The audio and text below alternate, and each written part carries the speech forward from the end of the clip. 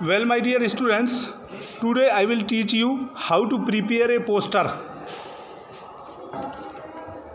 Actually, it is a part of our learning and education in English teaching, and we can find it in 4 marks as a substitute of notice, formal or informal invitation, reply, advertisements, etc. Actually, poster making is very easy.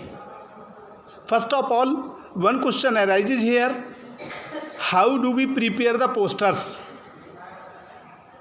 Actually, posters are drafted to aware the pupil, to spread the awareness among the pupil towards our health and hygiene, towards our sanitation, towards any epidemic, towards acute water shortage, towards deforestation, towards pollution, etc.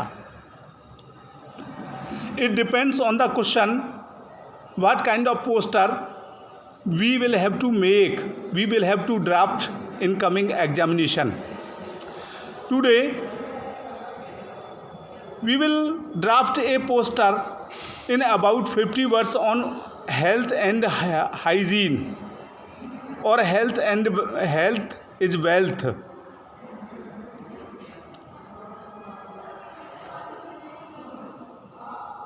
First of all,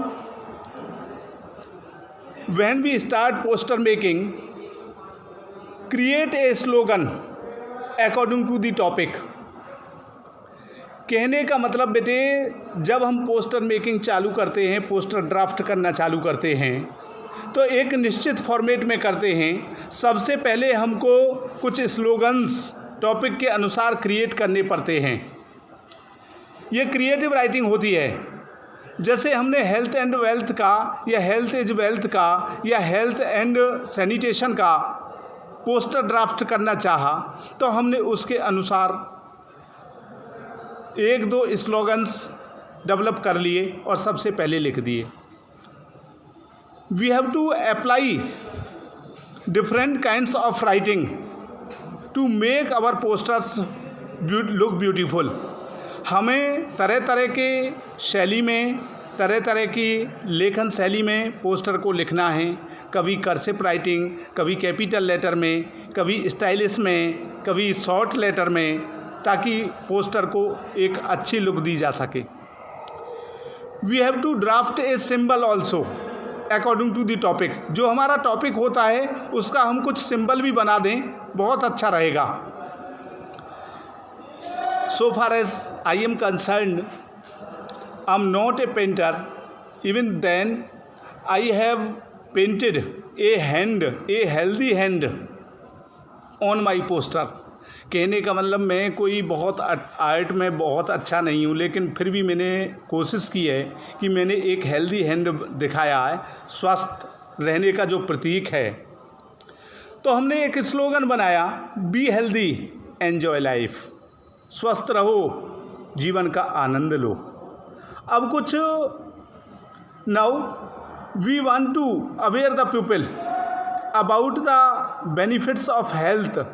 अब health benefits के विषय में हम लोगों को aware करना चाहते हैं, तो हमने लिख दिया, डू यू नो, क्या तुम जानते हो, हेल्थ इज़ प्रीशियस, यानी जीवन, स्वास्थ्य बहुमूल्य है। प्रोटेक्ट इट, इसकी रक्षा करें। इट मीन्स स्वास्थ्य को बचाएं, प्रोटेक्ट आवर हेल्थ।